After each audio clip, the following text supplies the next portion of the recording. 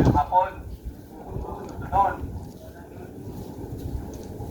ito ay pang 12. This is our club, safety match meeting. Mahalaga pa rin yung magsalita tayo kung may makita tayong delikado, alanganin. Huwag tayong mag-alangan na magsabi. Kasi mga kapagsig tayo ng buhay. Kung maiwasan natin yung mga aksidente, wala namang masama magsalita. So,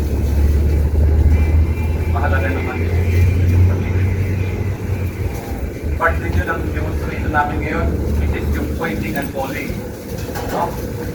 Yung procedure sa safety.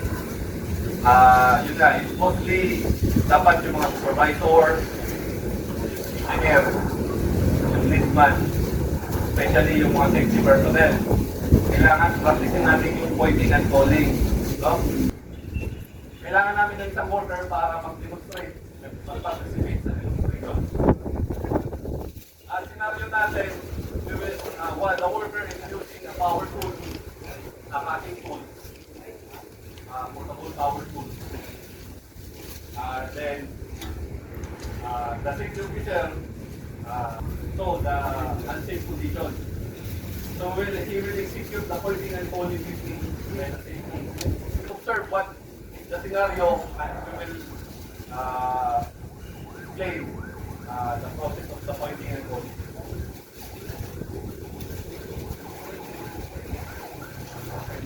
Si Bravo, magpuputol siya ng behind pipe, no? Gamit yung grinder.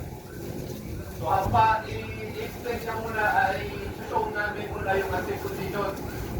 Then, papasok si Sir Glenn para i-execute yung pointing and calling. Ako na nag-elaborate in science. So, from the word itself, pointing and calling, to doon yung tawagon. So, isa-isa technique as part sa safety nato. Itudlo ni mo ang yan sa'yo, at imong tawagon, din i-explain sa'ya kung anong sayop na. So, for example, na yung nagkating din obviously, usay sa'yo pa nga part. Ganong unsafe condition o unsafe act niyang gibuhat. Walay guard, so kana. So, imong tudloon, i-call mo yung attention, Bravo, bawal na imong gibuhat. Ganong bawal?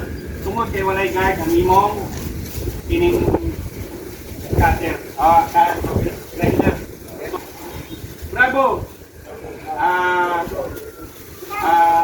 Stop. Dito na yung trabaho. Bawal yung ginagawa mo kasi walang guard yung grinder. So, ganun yung pointing and calling. Itudlo ni mo, tapos itong tawagon, i-call mo attention, then i-explain mo sa iya kung anong sayo pang iyang gibuhat. So, mo na siya ang concept sa pointing and calling. I-identify na ito kung unsay unsafe condition or unsafe act na gibuhat sa usa ka worker. So, yun na. For example, na naninigarilyo doon sa site or naiwalay PPE. Uy, bawal ka diri kay wala kay PPE. Bawal ka magtrabaho diri kay wala kay PPE. So, yun na. Una na ang concept sa pointing. So, yun. Yung first step, nakita ni Sir Glenn, no? Na si Bravo nagtatrabaho. Tapos nakita niya, unsafe. Kasi walang machine guarding. So, first step, ay ipapay-stop niya muna yung ginagawa ni Bravo, no? Ina-stop niya kasi delikado. Tapos, magtatanong siya kung bakit pina-stop niya yung trabaho.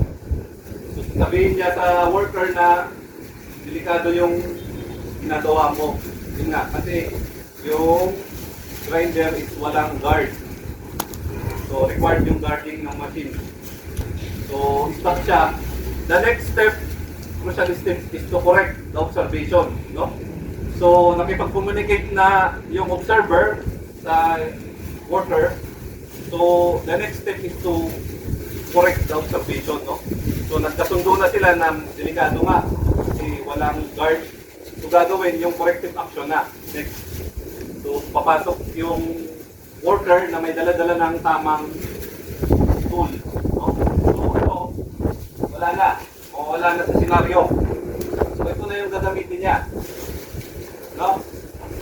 So, halimbawa, okay na. Na-eliminate na natin yung unsafe act. So, ayan na. Once, pero bago siya tuloy sa trabaho, sasabihin muna natin, okay na ba tayo? May guard na. So, sasabihin ng worker, okay na. So, lahat may PPE na siya. Machine is guarded. So, he can proceed now. It's work. So, yun yung pointing and calling. No?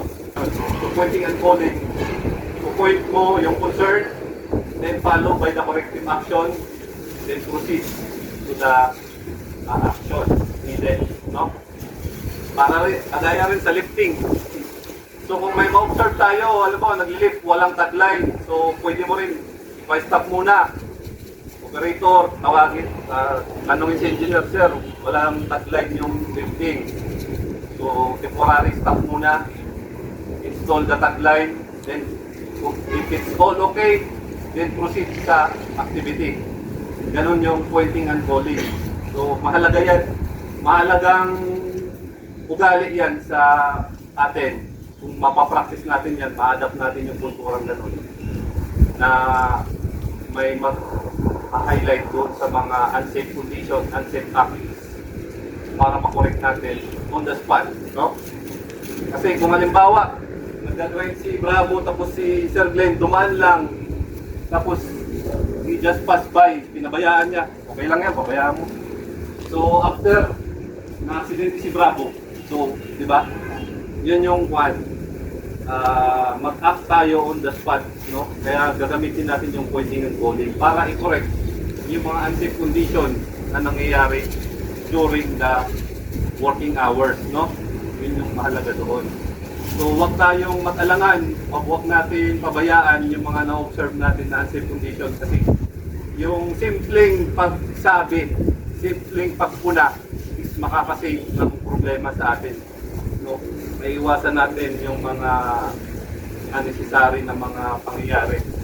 May ma-accident sa atin. No? Mga ganong simple act. Small things. Mahalaga. Kagaya rin sa housekeeping. No? Simpleng bagay but malaki yung effect sa construction site. Okay, thank you. Thank you Bravo sa participation mo. Palakpakan natin mo. So that's all for our meeting for this month of May. Dagang salamat sa inyong tanan. Thank you.